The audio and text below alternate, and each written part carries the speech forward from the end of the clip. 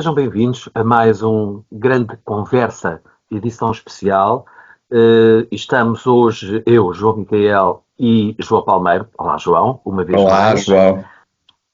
Estamos precisamente no último dia do ano 2024 a fazer esta gravação, preparando-nos para logo, mais logo, fazermos a despedida deste 2024, que foi bastante profícuo para a matriz portuguesa, mas principalmente porque estamos não a fazer um balanço deste ano, mas a fazer uma projeção para o 2025.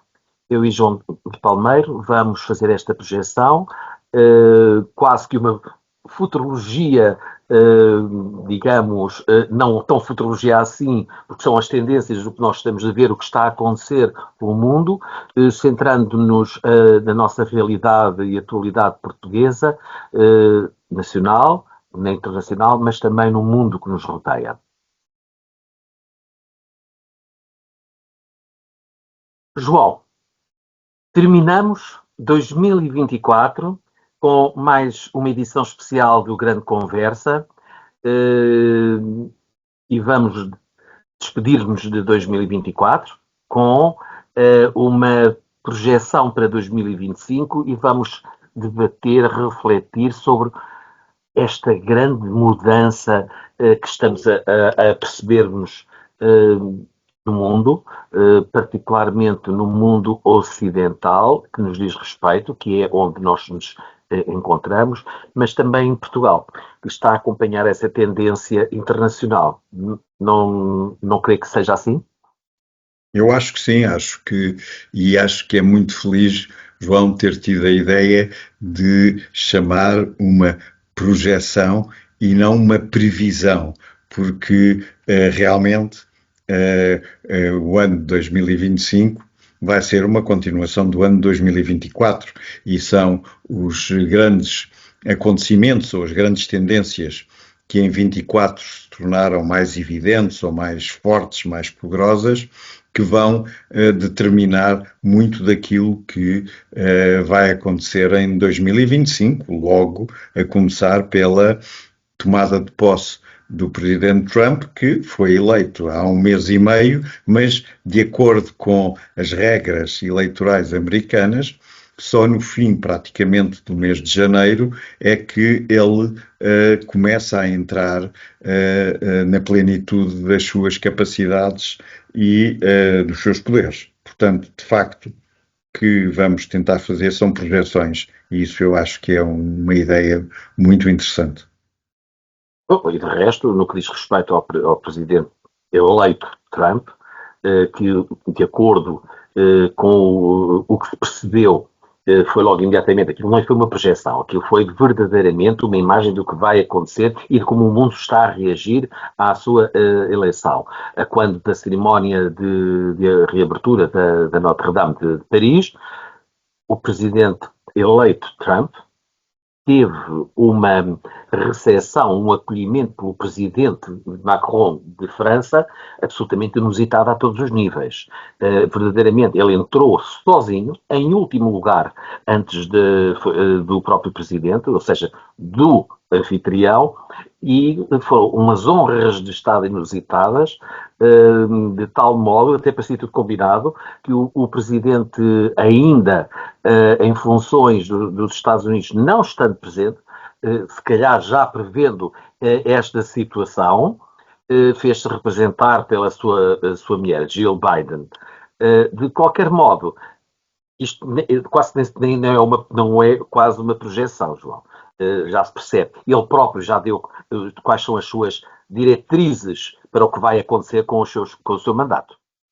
É verdade, mas olha, João, o presidente Trump viu ontem confirmada uma das sentenças contra si por abuso sexual de uma jornalista, coisa que aconteceu já há 20 anos ou uma coisa assim do género, e viu confirmado que terá que pagar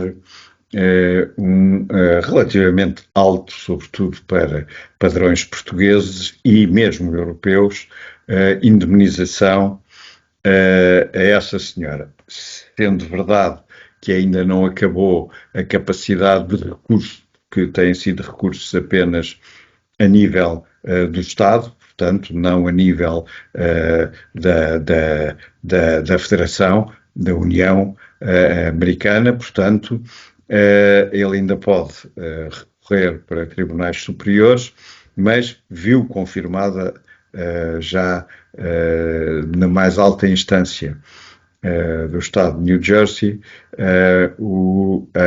essa condenação. No entanto, ao mesmo tempo, ele viu atribuída razão por um tribunal igualmente da New Jersey, que lhe deu razão que a maneira como um canal de televisão tinha tratado as acusações contra ele no âmbito deste mesmo caso, lhe vão dar direito a uma indemnização, também ela multimilionária. Portanto, Trump, por um lado, é condenado, por outro lado, ganha e não temos nada a ver com as finanças do senhor, nós, mas eu diria que provavelmente o balanço disto será muito perto de zero entre aquilo que ele vai receber de um lado, embora ele tenha dito que a indemnização que lhe têm que dar será paga a uma fundação que ele vai constituir sobre a memória da sua passagem pela presidência. E relativamente à jornalista, ainda vai ter um processo de confirmação em tribunais superiores. Portanto, eu só trouxe esta questão, que não tem nada a ver com a governação, tem a ver com a pessoa, para dizer que os dados que nós temos é que vai ser sempre assim. Ou seja, do meu ponto de vista, 2025 com o Trump vai ser, de um lado perde ou parece que perde, mas do outro lado ganha ou parece que ganha. E o balanço destas duas coisas em 25, veremos depois, mas em 25 vai ser sempre o de uma certa compensação. Ele pode ter dificuldades no Atlântico, mas vai provavelmente ganhar protagonismo no Pacífico e por aí fora. Quer dizer, portanto, ele vai ter problemas com os imigrantes do Sul, do México, etc., mas vai ganhar benefícios e vantagens nas relações com o Canadá. Portanto, vai ser...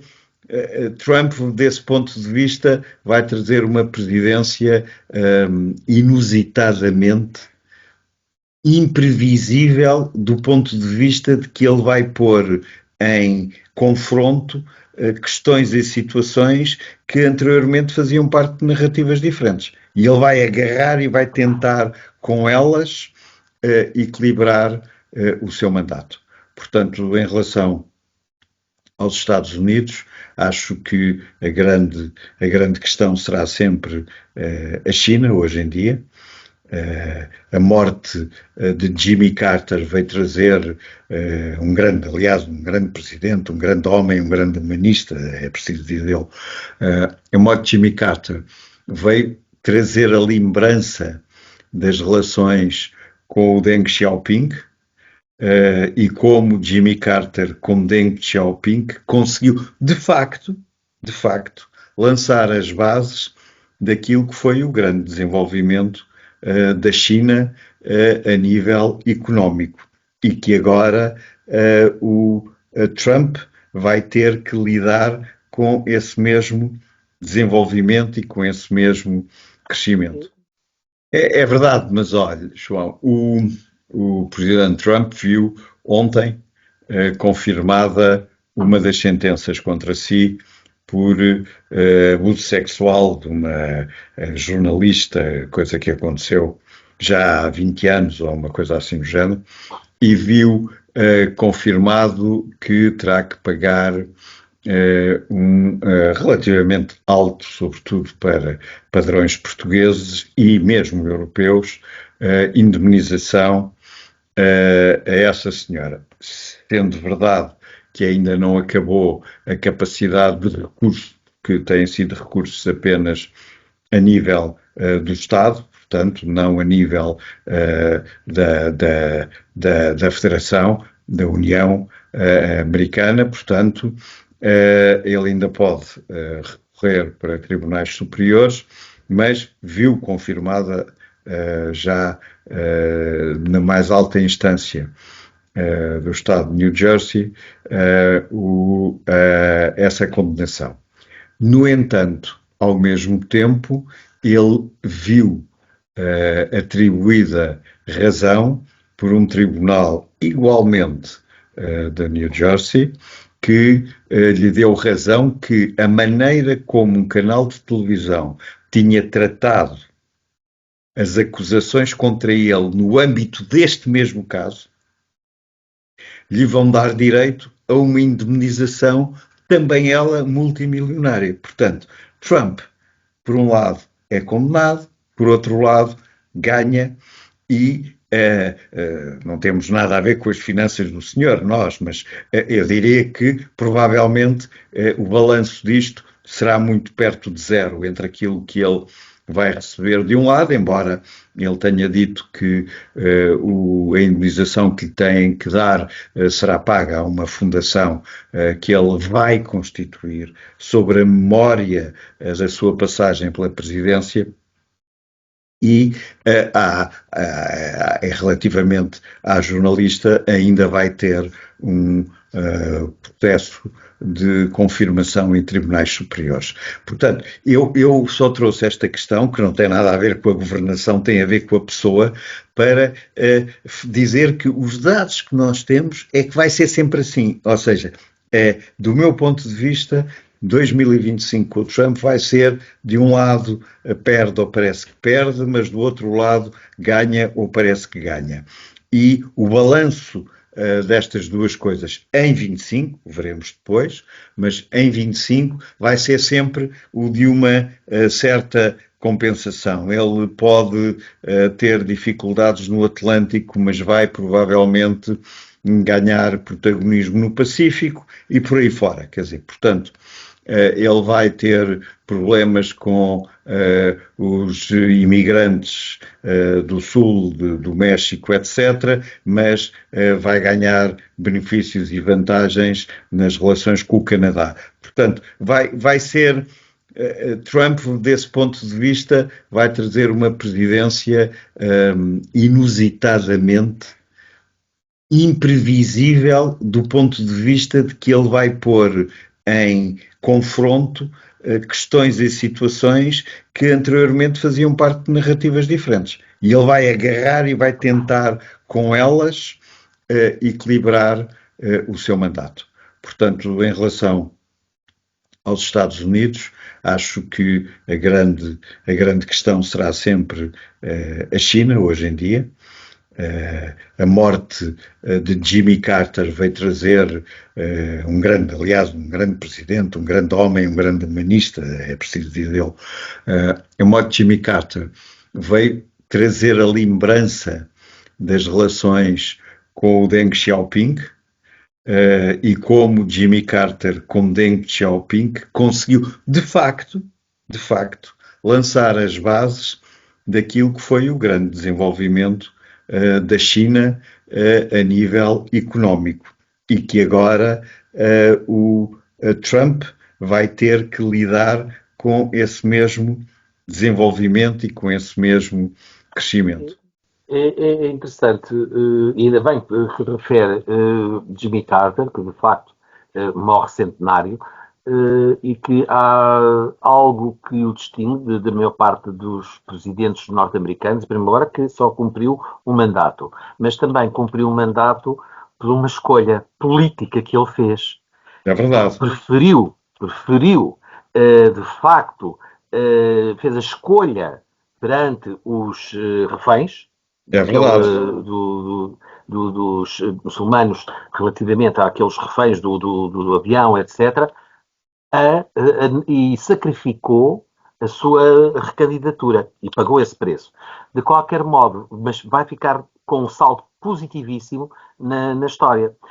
O que me traz aqui uma questão interessante, porque também tem que ver com esta mudança e é um paradigma que me parece que é global. E vamos falar da nossa parte do globo, que é o mundo ocidental, que cada vez mais está, sejam eles pensadores, sejam eles jornalistas, comentadores, filósofos, etc., percebem que neste momento ou referem que o nosso mundo ocidental ou está em perigo ou está a atravessar uma fase particularmente complicada, internamente também, não só pelas influências ou pela, vamos lhe chamar, invasão convidada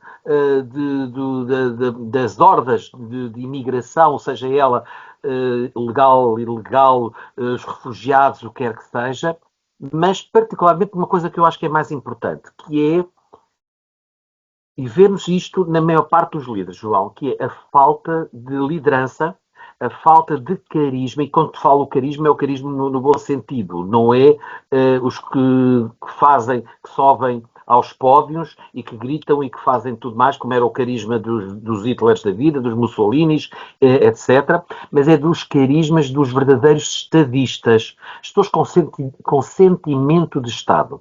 Trump não tem.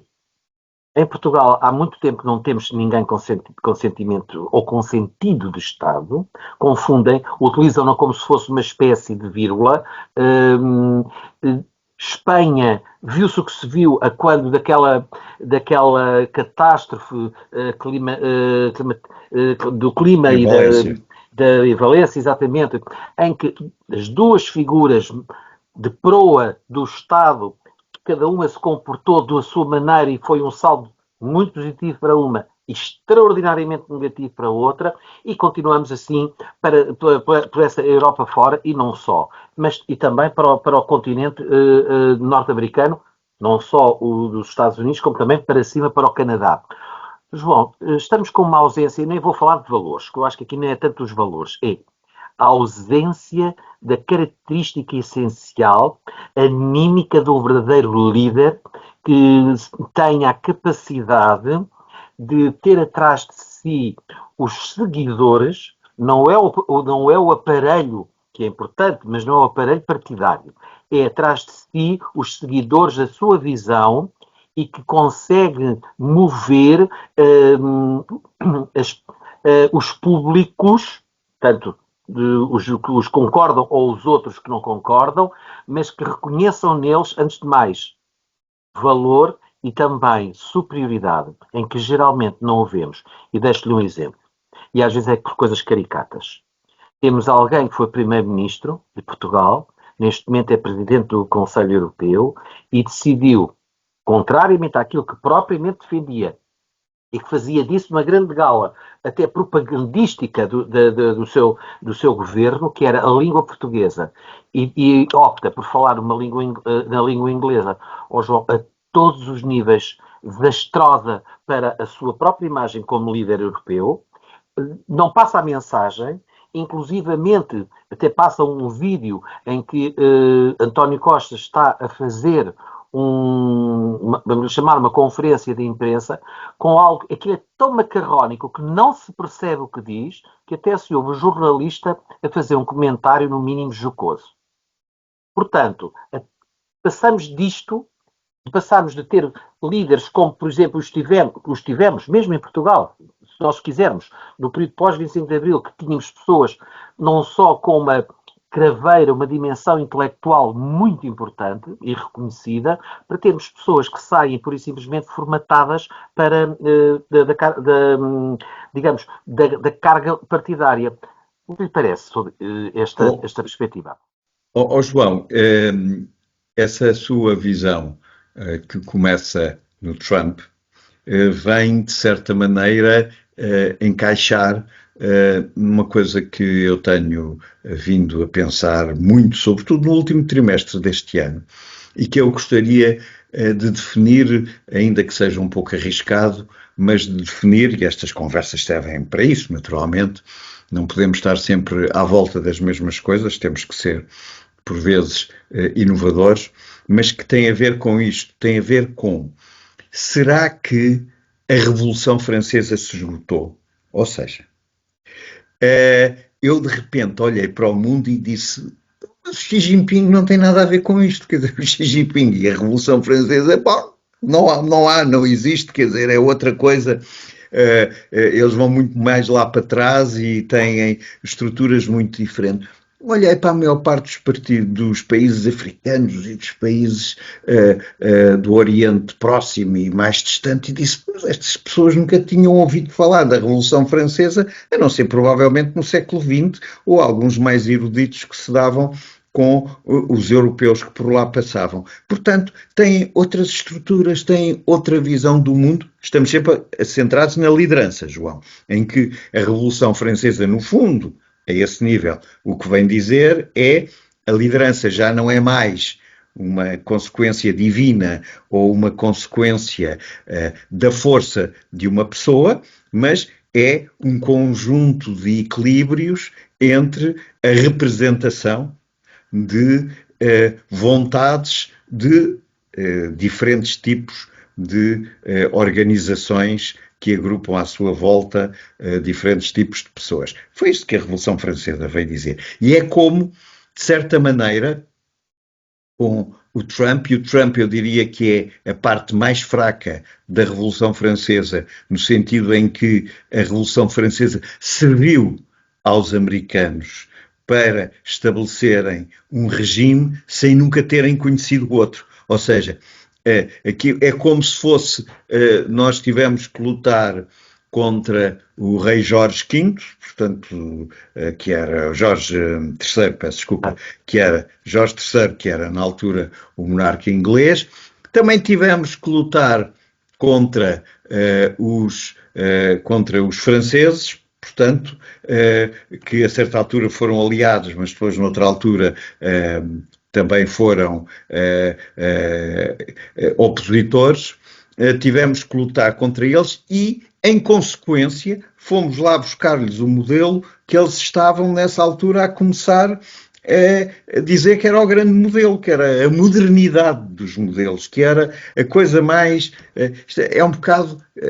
eu sei que é uma comparação que pode parecer forçada, mas é um bocado como hoje em dia, por tudo e por nada, nós dizemos é a inteligência artificial. Provavelmente no fim do século XVIII, por tudo e por nada, os filósofos, os políticos, os que conheciam o que se estava a passar na Europa, diriam, é a Revolução Francesa. Portanto, aqui está o modelo, aqui está a representatividade.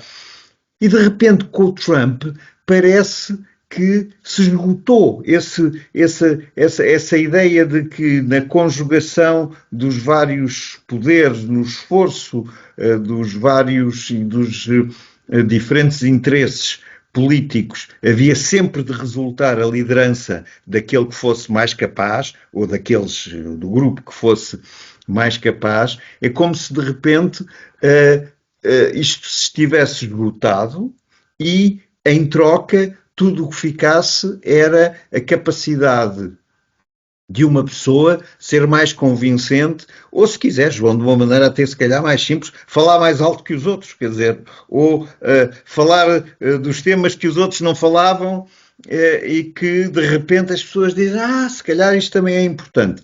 Portanto, eu acho que de facto estamos numa crise de liderança, mas é uma crise de liderança não só de pessoas, mas uma crise de liderança de modelo de organização da sociedade, porque na Europa não estamos muito melhor, não é? Quer dizer, a organização que temos vindo a tomar para as instituições europeias, e o caso que o João trouxe à nossa lembrança em relação ao presidente do Conselho Europeu, mostra que a questão da língua, que é um problema que os americanos não têm, quer dizer, não existe. A questão é um problema que os chineses não têm, apesar de terem tido durante muito tempo muitos dialetos que se foram fundindo sucessivamente até ficarem os dois grandes caminhos do cantonês e muito mais aberto ao ocidente e do mandarim muito mais fechado nas fronteiras da China. O problema da Europa é que a Europa tem, como sabe, 22 línguas oficiais, quer dizer, portanto, umas mais oficiais do que outras, é verdade, quer dizer, porque nem todas têm o mesmo estatuto, mas você tem em Bruxelas um dos maiores departamentos oficiais da Organização do Estado Europeu, é o Departamento dos Tradutores e dos intérpretes simultâneos, quer dizer, portanto, porque há o direito de ser dito em 22 línguas diferentes. Portanto, eu acho que essa, esse esquecimento, esse deixar para trás, tem uma outra, e tem aqui uma outra razão, que provavelmente, se nós olharmos para os anteriores presidentes do Conselho Europeu, encontramos provavelmente pessoas que naturalmente não tinham outra língua em que se pudessem exprimir de um ponto de vista de entendimento geral europeu. Eu não digo que o português seja entendido por todos, mas digo que o português é reconhecido por todos, que é outra coisa. É completamente diferente, quer dizer, nós olhamos para os belgas e os belgas têm um problema linguístico tremendo. Nós olhamos para os Países Baixos e os Países Baixos têm um problema linguístico tremendo, que é porque é que has de falar em neerlandês e não has de falar naquela língua que eu não sei como é que se chama, que fica ao pé da fronteira com a Alemanha, ou com um Não outro é o Valau? É Valau? Não, isso é na Bélgica. Eu estou a falar nos Ah, Países é Holanda. Baixos. Nos Países Baixos. E ainda tem outra por causa da Dinamarca, quer dizer, portanto, e o que é que eu falo, quer dizer, e o inglês resolve muito bem esse problema. Nós aqui não temos nada disto, quer dizer, somos um dos poucos países da União Europeia que não temos esse problema, que se um representante português começasse a falar português de Lisboa, o português do Porto dissesse, lá estão eles a falar o português de Lisboa, falta a pronúncia do Porto. João, aqui acresce uma coisa, é que em todos os países dos Estados-membros da União Europeia há comunidades portuguesas. Sim, Já outro tanto não se pode dizer dos outros países. E verdadeiramente, e inclusivamente, as comunidades portuguesas nos países da União Europeia são bastante numerosas. Portanto, acho que não é verdadeiramente algo que faça sentido, mas particularmente, e aqui é uma questão, no que diz respeito ao Presidente do Conselho Europeu, é uma questão que se torna caricata, porque não é só o facto de não falar a língua portuguesa, é o facto de utilizar outra língua, ainda por cima, pessimamente, que ainda por cima não domina. É que é absolutamente desadequado. Já não outro tanto, não se dirá o caso, por exemplo, do secretário-geral das Nações Unidas, que ninguém obriga a que um estrangeiro fale uma língua, o inglês, ou de uma nacionalidade qualquer que fala a língua inglesa, com o sotaque pura e simplesmente britânico, ou norte-americano, não é? Mas ele fala-o fluentemente. E é isto, pelo menos cumpre essa função. É que é tão ridículo quanto isto, mas isto é uma das características. Eu quando falo da falta de sentido de Estado, falo, por exemplo, inclusivamente, e vamos até buscar o antecessor de António Costa no Parlamento Europeu. No Parlamento Europeu, sim, no Parlamento Europeu, onde ele está, não é? No Conselho Europeu, peço desculpa, no Conselho Europeu. Era Era um belga. Era o belga, era o... Charles Philippe, uma coisa assim do género. Agora não me recordo o nome. Lembramos imediatamente daquela situação absolutamente extraordinária que ele trouxe a lume e percebeu-se imediatamente da própria pessoa duas situações. Foi o tal Sofagate.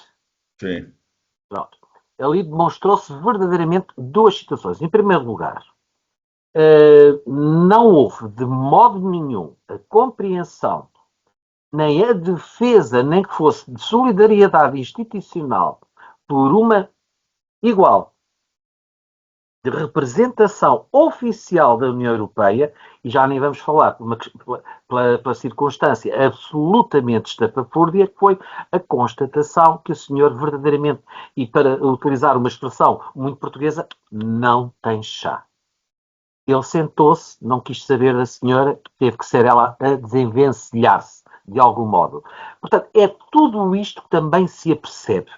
Porque, verdadeiramente, quem é que, há muito tempo atrás, talvez nem há tanto tempo atrás assim, quem eram as pessoas, de que meio provinham estas pessoas que frequentavam os corredores do poder, os corredores da diplomacia internacional? Eram pessoas que, antes de mais, tinham conhecimento também destas normas sociais e culturais e tinham uma coisa que é muito importante mesmo hoje em dia, João, que é ter mundo. Mas o ter mundo não é metermos num avião, vamos para o hotel no outro país, saímos do hotel e vamos para a loja, ou vamos ao museu, mas não passamos da loja do museu.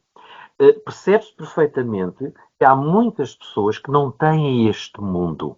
Não tem, e o ter mundo verdadeiramente não é só viajar, é ter a sofisticação do conhecimento de que existe à nossa volta e depois de ter esse conhecimento, saber estar e saber fazer com os outros. Acha que ainda João, temos isto? muito... Retirando os embaixadores de carreira, que nós sabemos, que também já há os embaixadores ditos de nomeação, que também já é outra estirpe, não é? Mas, João, isto é muito interessante e volto à linha em que eu estava a tentar fazer a pergunta, que é, será que a Revolução Francesa se gastou estamos sempre do ponto de vista do modelo de pensamento e de regras fundamentais da atuação política, na medida em que a Revolução Francesa começa por querer eliminar todo esse tipo de relações. Portanto, as primeiras, todos os anos do terror, enfim, todo esse tempo. Mas não conseguiu, com o Congresso de Viena. Porquê? Porque isso funcionava como uma plataforma de entendimento para além das pessoas. Ou seja, as pessoas foram substituídas, mas a plataforma de entendimento que resultava fundamentalmente, do meu ponto de vista, do grande desenvolvimento cultural do tempo da Renascença, do grande desenvolvimento cultural até da descoberta dos contactos com outros povos no Novo Mundo, quer dizer, e nós que estamos este ano no ano das comemorações do centenário do nascimento de Camões, ainda estamos em 2024, e em 2025 também ainda há os que dizem que foi só em 2025, portanto que só será só em 2025, portanto estamos ainda. E eu lembro, isso foi uma coisa também que eu fui atrás por causa deste pensamento da Revolução Francesa. O canto sétimo dos Lusíadas, que descreve a chegada do Gama à Índia, é ele próprio uma permanente questão entre a maneira como os portugueses faziam, a maneira como os indianos faziam e depois a maneira como se adaptava pela intermediação do Moro, do árabe, como ele dizia, que procurava explicar a uns e a outros o que é que as coisas significavam. Um português ter escrito isto no século XVI e ter sido capaz de o fazer ao longo de um canto, que são muitos versos, quer dizer, portanto é um bom tempo mesmo para recitar seguido, é um bom tempo de descrição. Ter sido capaz de fazer isso e com os pormenores que Camões fez, só atesta a importância da língua portuguesa no entendimento entre os povos, por um lado. E, por outro lado, a necessidade das tais regras, dos tais elementos fundamentais, para que, independentemente das pessoas, independentemente da forma como se exerce o poder, ele poder efetivamente ser aceito, compreendido e reconhecido, que é uma palavra muito importante, por aqueles a quem se dirige. E, portanto, eu penso, e foi daí que partimos, João, 2025, como é que vai ser? Nós, em 2025, vamos viver também na Europa com uma nova Comissão, portanto, com novos poderes, com um novo Parlamento, novos poderes outra vez, e, no fim, não com não com um novo Conselho Europeu, no sentido de que os Estados-membros são os mesmos, quer dizer, portanto, não há ainda a entrada de novos Estados-membros, embora esteja previsto que durante esta legislatura isso aconteça, mas não há ainda. E pelo contrário, João, há um desafio crescente da parte de Estados-membros que dizem, de certa maneira, desta forma nós não queremos. Temos a Hungria sempre a lembrar isso e agora a Eslováquia também a vir dizer, atenção que eu não sei... E não lhe parece que o sinal de mudança foi dado exatamente pelo assunto da imigração?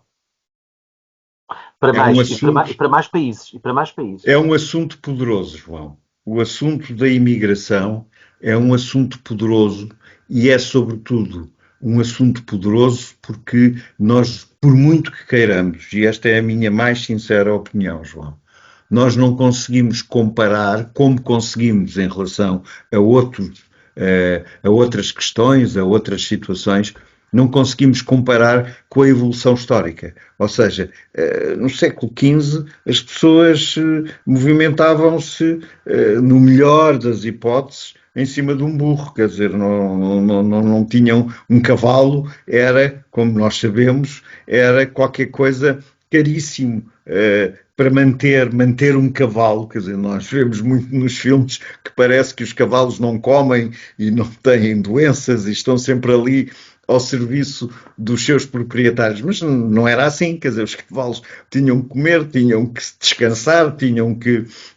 muitas vezes ser tratados e sobretudo tinham parafernálias que custavam dinheiro e capacidade a manter, quer dizer, todos os arreios, todas aquelas coisas, quer dizer, custavam dinheiro, enquanto que o burro punha-se em cima uma manta e cá vai.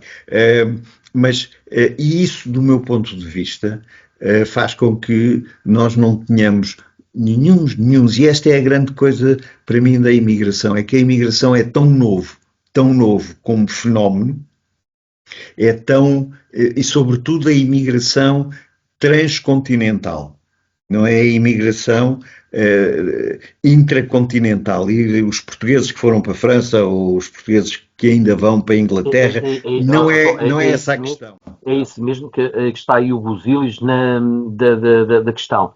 Não é só o facto de serem pessoas que vêm e que, apesar de muitos tentarem travestir que são refugiados, a maior parte não são refugiados, mas é o problema, que sim, que é um problema, para já é a avalanche, é a quantidade, e depois é a outra cultura que é completamente distinta, que é o Islão, que é uma cultura e religião absolutamente oposta à nossa, a todos os níveis. A todos os níveis. E é isto que está a entrar em choque em nosso território. Não é essa a diferença que se está a notar?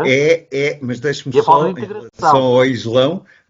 relação ao Islão, dizer como é que eu vejo. É que eu, em relação ao Islão, não vejo que seja assim tão diferente. O problema do Islão, para mim, é que é uma concorrência interna, porque o Islão é uma das três religiões monoteístas, é uma das três religiões abraâmicas. O Islão conta a mesma história que o cristianismo conta, só que conta de uma outra maneira. As narrativas são as mesmas, mas as consequências e a organização social que dá à forma de prosseguir com a mensagem daquilo que é prometido é totalmente diferente, porque no fundo com Jesus os cristãos fecharam a porta aos Messias, ou se quiser aos profetas seguintes, com Maomé abriu-se a porta a que Maomé pode ter subsequentes, ou seja, os bispos não são mais do que intérpretes territoriais daquilo que é a narrativa dos evangelhos, enquanto que os califas, os responsáveis pelas várias igrejas, os imãs, têm o direito de ter a sua própria interpretação. Nós também, claro, que temos isso na Igreja Cristã com as interpretações protestantes e tudo isso. Mas o que não estávamos, talvez, preparados era para, de repente, termos que conviver com pessoas que, sendo como nós criadas na ideia de que a religião representa um único profeta, é verdade, mas a forma como cada um gera a sua relação com essa religião é totalmente diferente. Embora a ideia de base seja a mesma, ou, se quisermos, é muito parecida. João, também há outra coisa. Nós, ocidentais, os cristãos, que depois com os vários credos, depois com a Reforma, a Contra-Reforma e tudo mais, que foram algumas centenas de anos nessas lutas intestinas e fratricidas que tivemos, e foram bastante complicadas, foram praticamente lutas genocidas. Recordemos a Noite de São Bartolomeu em Paris, Sim. Por exemplo, foi uma coisa terrível, e que passámos por tudo isto. Século XX, passámos por uma coisa ainda pior com o Holocausto, e de repente, tendo de alguma maneira sobrevivido a todas estas centenas de anos e tendo atingido uma época de relativa paz ou de compreensão, de diálogo entre estas religiões, etc., a tolerância, que a nossa postura religiosa, cultural, social, antropológica, o que se queira chamar, assim o tem, que essa invasão imigrante traz ouvidos, que alguns são fundamentalistas, obviamente, que trazem a recuperação do Estado Islâmico em Portugal, então na Península Ibérica, no que diz respeito ao Al-Andalus, que já tem essas situações. E depois a tentativa de imposição, para não havendo integração, da sua própria lei religiosa, da tal Sharia. E é isto que, e não é só aqui na Europa que isso está a verificar, é também no continente americano, norte-americano, que também está a verificar. E é extraordinário, é que também se verifica que os ocidentais, europeus, norte-americanos, o que seja, não estão em uníssono numa reação a esta situação. Estão divididos. Porque, João, eu aí acho que quem está a voltar a Portugal com o Islão não tem nada a ver com os que cá estiveram. Ou seja, o Islão oriental é diferente, como o catolicismo cristão é diferente dos batistas cristãos ou dos evangélicos, embora tenham o mesmo princípio ou a mesma figura ou a mesma narrativa de vida dessa figura. Mas a verdade é que nós o que estamos hoje em dia a receber em Portugal não é assim em toda a Europa e por isso os problemas são diferentes, mas aquilo que estamos a receber fundamentalmente em Portugal, e em Portugal estamos a receber de uma forma pacífica, enquanto noutros Estados membros da União Europeia estão a receber de uma forma impositiva, que é as pessoas metem-se no barco e aqui vou eu, quer dizer, e acontece o que acontecer. Em Espanha? Já em Espanha, claro, mas aqui connosco não é ainda isso. Aqui connosco é um outro tipo, é um outro Islão que está a chegar e que tem connosco uma relação que não é, parece-me a mim, a relação cá, dos anos 1000, 1100, 1200, antes da criação, antes da fundação da nacionalidade e mesmo depois até ao tempo do Afonso III, portanto, que é quem estabelece definitivamente as fronteiras. Portanto, não é isso, é um Islão que nós conhecemos lá. Por isso, eu acho tão importante que nós olhemos para os Lusíadas e para o Canto Sétimo, porque isto é o Islão que nós conhecemos lá. E o Canto Sétimo é, talvez, a descrição mais fiável. Há também, e este ano, como todos devemos lembrar-nos, também foi o centenário do Garcia de Horta, e o Garcia de Horta escreveu a sua obra principal em Goa, portanto, escreveu-a numa parte muito... Camões, não é? Sim, sim, e numa parte muito interessante que nós nos esquecemos sempre muito, que é o lado científico deste tipo de relações. A gente fala do lado bélico, a gente fala do O lado aventureiro, não é? religioso, do lado até social, quer dizer, mas depois esquecemos o lado científico, em que as diferenças eram enormes. Aliás, Onésimo Teutónio Almeida. de Almeida escreveu o livro do O Século dos Prodígios, precisamente focando esse aspecto. Portanto, eu em relação à imigração acho que eu confesso-lhe que esta relação com a imigração do Bangladesh, da Índia, do Paquistão, me fascina no sentido de a poder pôr em comparação com a imigração do português. Ou seja, é o português que foi para o Brasil e que agora está a voltar para Portugal. Não são os mesmos portugueses, mas é o mesmo português, porque a maior parte dos que voltam, a primeira coisa que fazem é, não é dos que voltam, é dos que vêm, a primeira coisa que fazem é tentar descobrir onde é que está o parente que há 300 anos ou há 200 anos estava em... Curiosamente, ao mencionar o Bangladesh, eu recordo-me do que me disse um antigo embaixador do Bangladesh em Lisboa. Foi ele quem veio abrir a embaixada em Lisboa, em que dizia em inglês, assim, num inglês como os asiáticos falam, que o próprio léxico do Bangla, como ele dizia, tinha muitas palavras em português. Como, por exemplo, sala, etc. E que existem vários vestígios da presença portuguesa mesmo no Bangladesh, o que era absolutamente normal. Agora, João, passando aqui para uma outra projeção que é muito importante e que é extraordinariamente importante, e também no nosso meio, e que vem neste segundo, e que assim também particularmente não só o interessa e é da sua área de competência profissional de toda a vida.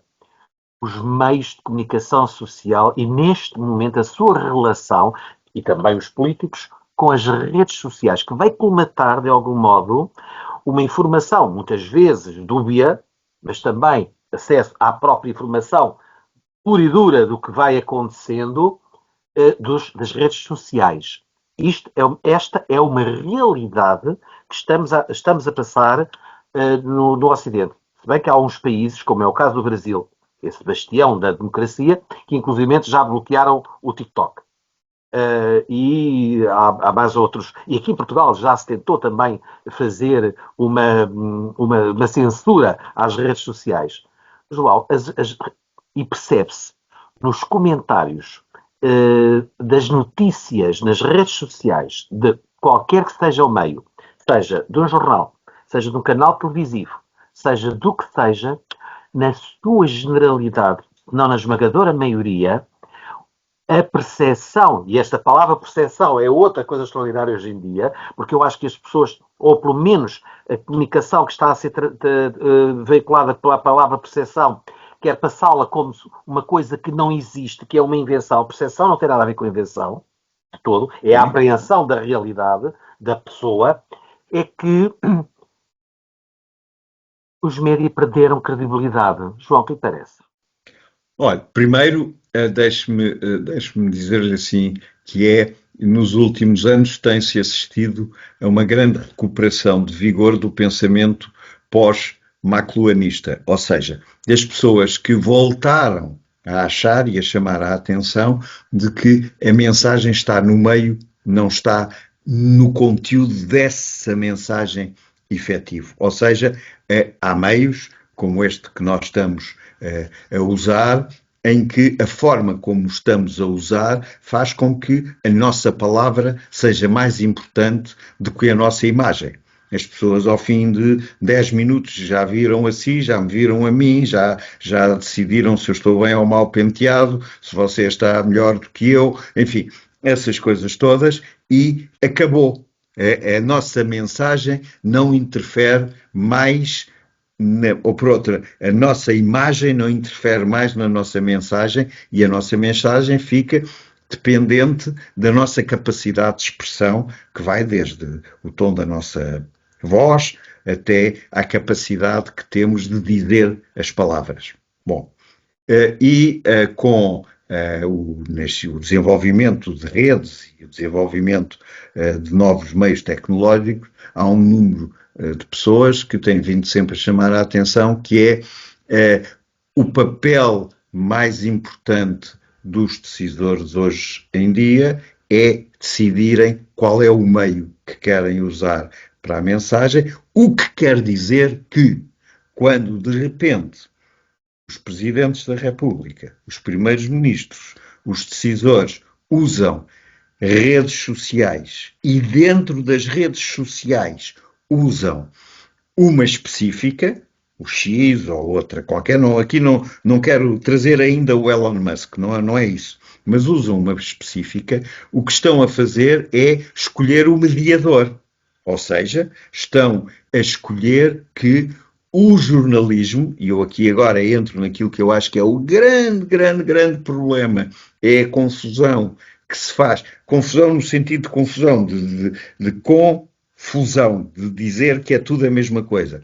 Portanto, é o problema de achar que os meios de comunicação e o jornalismo são a mesma coisa. Não são, porque há meios que se adaptam à comunicação, mas que não se adaptam às regras básicas do jornalismo. E, portanto, a grande questão, e eu acho que em 25, com a inteligência artificial, que em 25 atingirá os primeiros 3 anos de pensamento sobre, afinal, o que é isto, quer dizer, afinal, a inteligência artificial já existia há muitos anos. O que não existia era a forma de aplicação da inteligência artificial que estava à mão de todos nós. Isso é que não existia. E isso é que tem 3 anos, porque é quando se fizeram os desenvolvimentos que permitiram, do ponto de vista digital, do ponto de vista das aplicações, aceder a essas formas de comunicação. E, portanto, a grande questão, do meu ponto de vista, que se levanta a partir de agora é onde é que fica o jornalismo tal como nós o reconhecemos durante 2 séculos, se bem que no século XIX a visão que há do jornalismo no século XIX é muito parecida com a do século XX, a partir da segunda metade do século XIX. Na primeira metade do século XIX, o jornalismo era como as redes sociais são hoje em dia, que era um senhor que escrevia qualquer coisa, fazia imprimir e depois ele próprio ia distribuir por aí, quer dizer, e isto mesmo assim manteve-se, pese embora o aparecimento em Portugal, por exemplo, do Diário de Notícias, que ontem fez mais um aniversário, em 1864, portanto, foi quando apareceu o Diário de Notícias, que era uma maneira nova de fazer jornalismo e que é, digamos, o pai de toda esta forma que nós... E hoje é um clássico. E hoje é um clássico. É um clássico, claro, de toda esta forma de olhar para o jornalismo. Mas o que as redes sociais, os TikToks, o X da vida nos trazem, antes de mais nada, é uma grande pergunta que é, mas então como é que se faz jornalismo dentro dessas redes? A resposta hoje tem sido não, o jornalismo não se faz dentro dessas redes. Essas redes são como que o diabo do jornalismo. Portanto, Concorda? Não, concordo que não se faz. Usam-se essas redes, atenção, por isso é que eu fui ao McLuhan inicialmente. Usam-se essas redes quando se querem fazer passar mensagens sem intervenção de mediadores, ou seja, dos jornalistas. Portanto, quando eu quero fazer passar uma mensagem sem intervenção do jornalista, ou seja, sem intervenção de alguém que acrescenta alguma coisa à mensagem que eu estou a passar, ou que tem a capacidade para me perguntar a mim, olha, aquilo que está a dizer não está completo, ou não está compreensível, ou parece que não é bem assim, quer dizer, há aqui qualquer coisa. Portanto, quando eu quero evitar esta possibilidade, eu recorro a uma rede social diretamente, seja ela a que for. Não nos vamos agora aqui preocupar com isso. E a questão é de saber se há uma imersão do jornalismo, ou vai haver uma imersão do jornalismo dentro destas redes sociais, que que terá como consequência alguma regulamentação da maneira como eu uso a rede social, ou se, pelo contrário, o jornalismo vai ter que encontrar uma forma de comunicar, vai ter que encontrar um canal para substituir os canais que foram envelhecendo, os canais que foram perdendo interesse por parte dos seus utilizadores, porque, João, no século XVIII, no século XIX, melhor, quantas pessoas é que liam jornais em Portugal? Uma pequeníssima parte daqueles que sabiam ler, porque os outros não sabiam ler. Quando você... E se calhar liam nos cafés. Não sabiam sequer ler, quer dizer, o número de pessoas que sabia ler em Portugal era baixíssimo, eram 15%. Há aqui também uma coisa que é o jornalismo e o jornalista. E o jornalista, não lhe parece que há uma diferença do jornalista que se conhecia, que nós tínhamos também como uma referência de pessoas geralmente bem informadas, com uma cultura geral. Eu nunca mais ouvi falar sobre esta característica, cultura geral, ter cultura geral.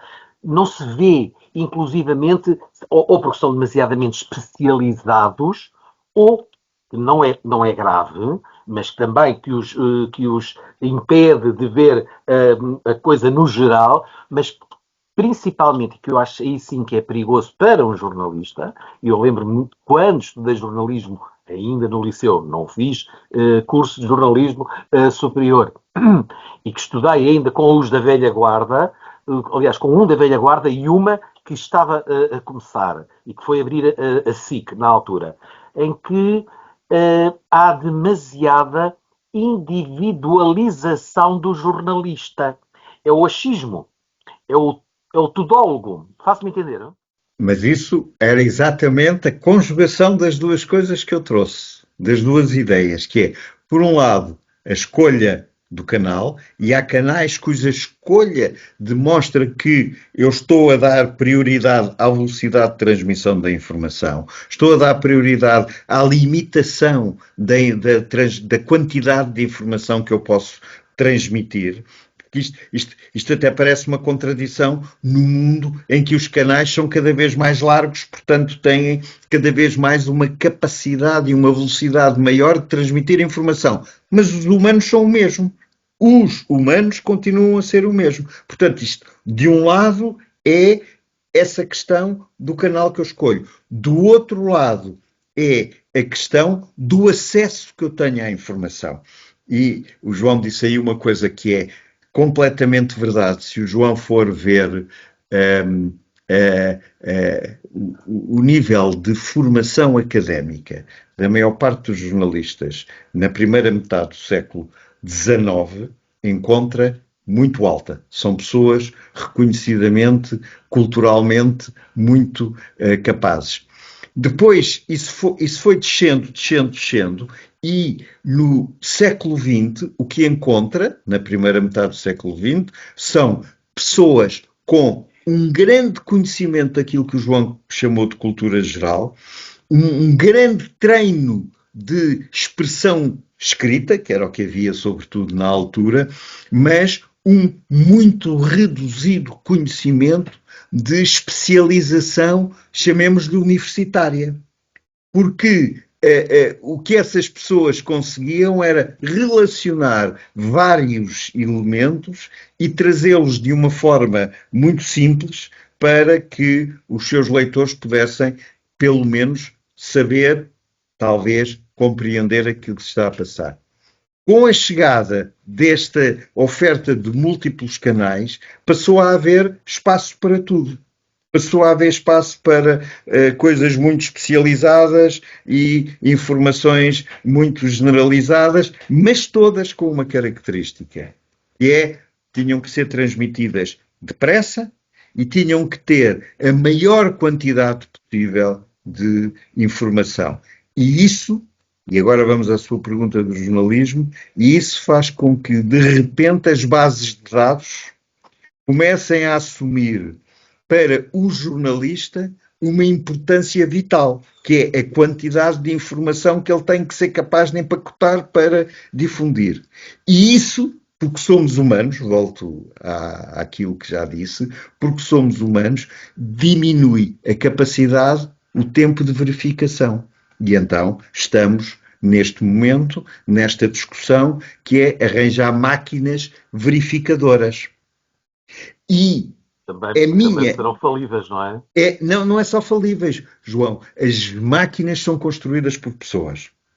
E as máquinas verificadoras, por muito que a gente queira ou não queira, e isto portanto, é toda a história dos algoritmos, no fundo, são tendenciosas. Aqui, o tendencioso não uso na mesma visão do tendencioso se for eu ou você, não é?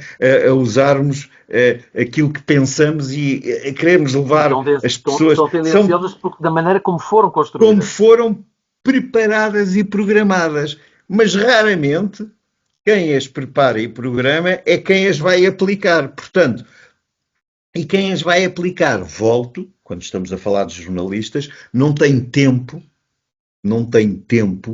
para fazer essa segunda verificação, porque estamos a falar de uma segunda verificação. A primeira verificação é ter uma máquina que diga o que está na rede social é verdade, é mentira, pode ser na rede social, não, nas bases de dados, é verdade, é mentira, pode... Tenta-se isto com o tal polígrafo, mas não chega, não é suficiente, não é? Não, porque o polígrafo tem como base o ter, e em Portugal isso foi feito assim, o ter um estatuto editorial. E o estatuto editorial do polígrafo diz: eu vou verificar as notícias desta maneira. Pronto, é um princípio de transparência. Mas, outra vez, quando se está a ver o polígrafo, ninguém está com o estatuto editorial ao lado a ver, os tipos que é que...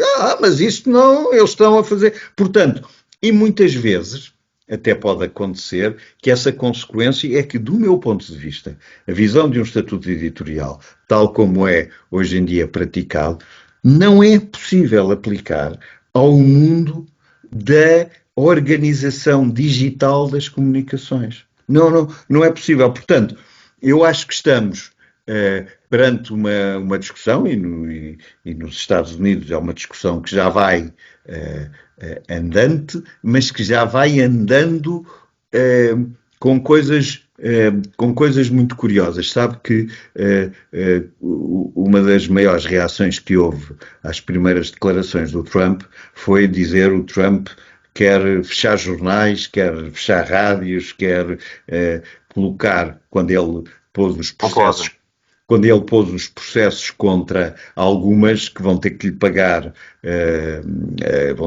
indemnizações milionárias, ele vai querer dessa maneira fechar. E sabe que de repente houve estudiosos universitários nos Estados Unidos que começaram a olhar para trás e começaram a descobrir que um número assinalável de presidentes americanos, até o Lincoln, a primeira coisa que tinham feito quando eleitos era fechar os jornais de que não gostavam. Fechar ou tentar fechar. O Lincoln fechou 300 jornais. De facto, no fundo, nós temos que olhar para o tema não só a um nível, mas a 3 níveis. Um é o nível da história e não podemos dizer, nunca aconteceu, nunca houve, isto é uma... Não, vamos lá ver o que é que houve.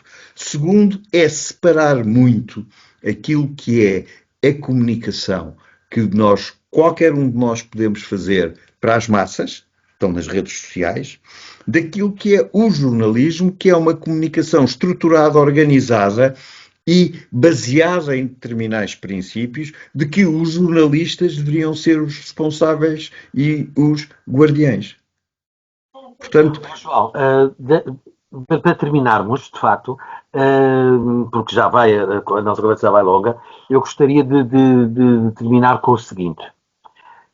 Verifica-se em Portugal, contrariamente a alguns países em que fazem, digamos, uma busca fora de si dos cérebros para trazer para o seu próprio país, em Portugal está a fazer-se o contrário. É uma projeção para mim, que eu vejo que será preocupante para um futuro não só imediato, mas também a médio prazo e até a longo prazo. Vamos pagar essa fatura em Portugal. Os nossos cérebros saem e estamos a abrir portas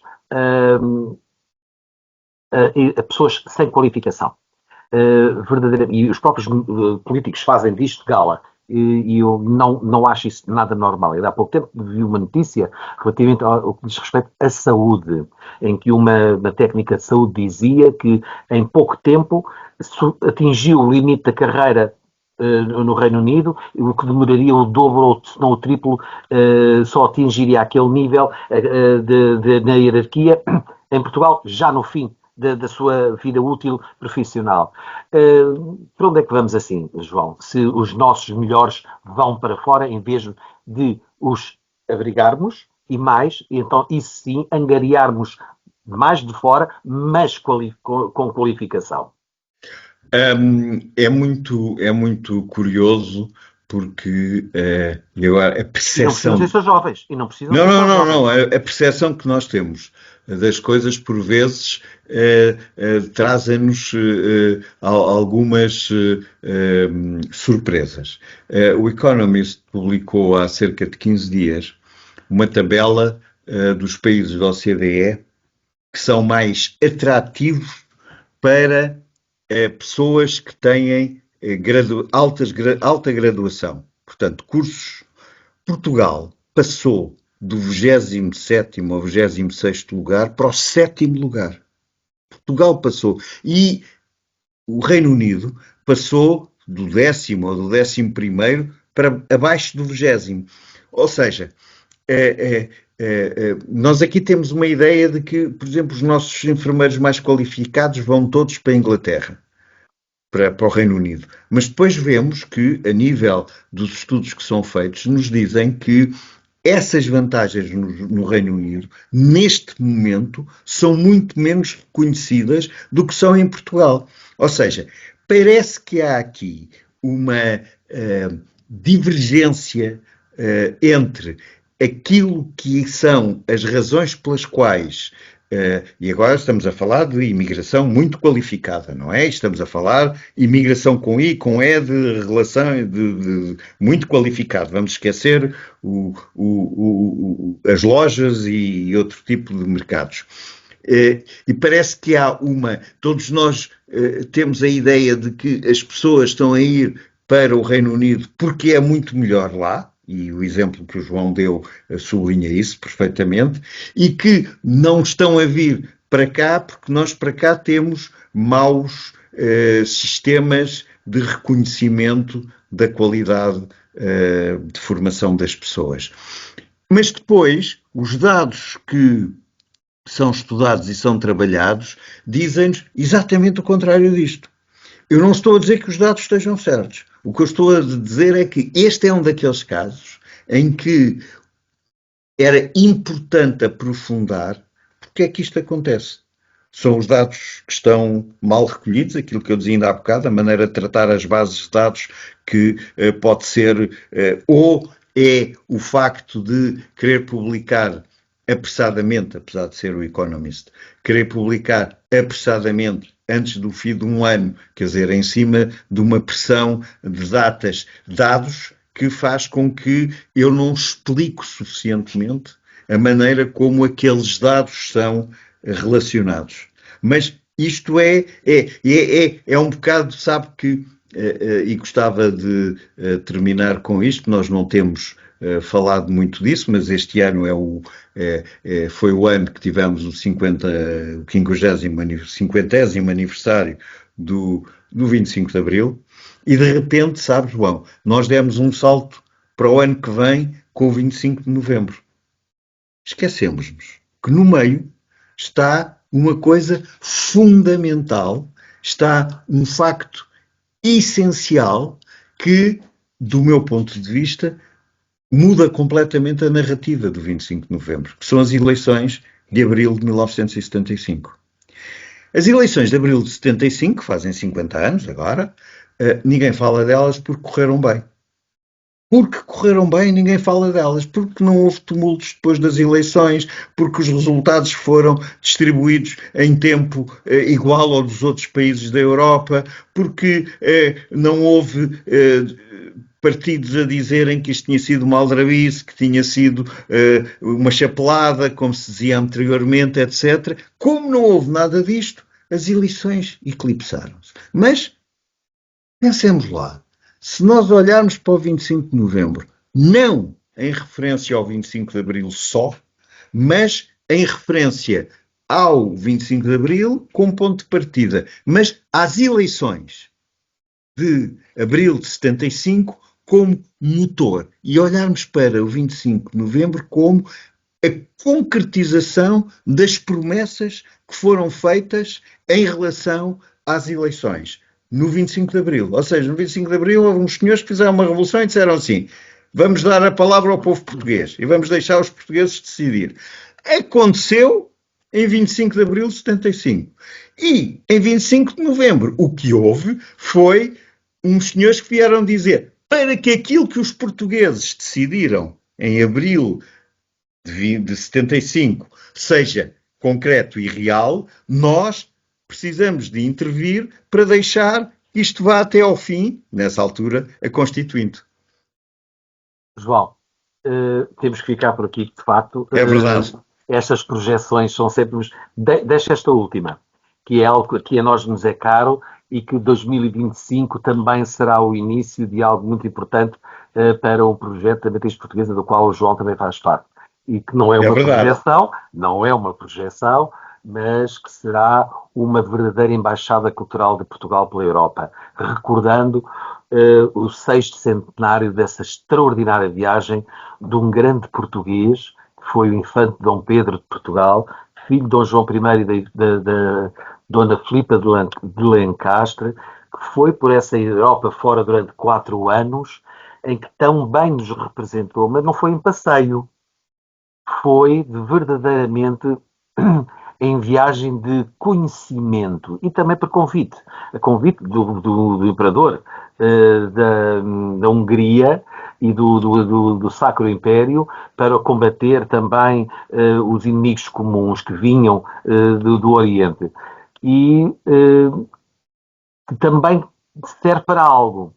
Portugal não começou só a existir a partir da expansão marítima. Portugal já tinha alguns séculos de existência e de grandes relacionamentos dinásticos, económicos, culturais, diplomáticos na Europa. E na Europa longínqua. Não se ficava aqui em Espanha e na França. Até à Dinamarca chegava.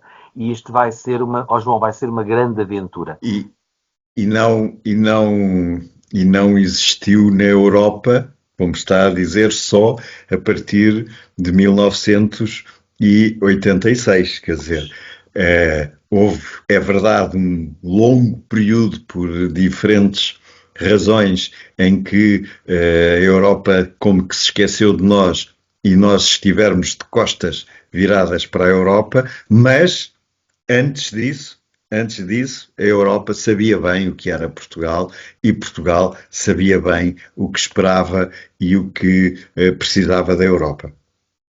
Fosse a Europa aquilo que fosse na altura. João, com esta nota tão positiva e também de despedida de 2024, deixo com até já, que é já amanhã para o ano, com a promessa que temos que continuar com a nossa grande conversa e repescar, desta vez com convidados. Sempre. João, cá estaremos e o ano é já amanhã. Um abraço. João, um bom 2025. Bom ano.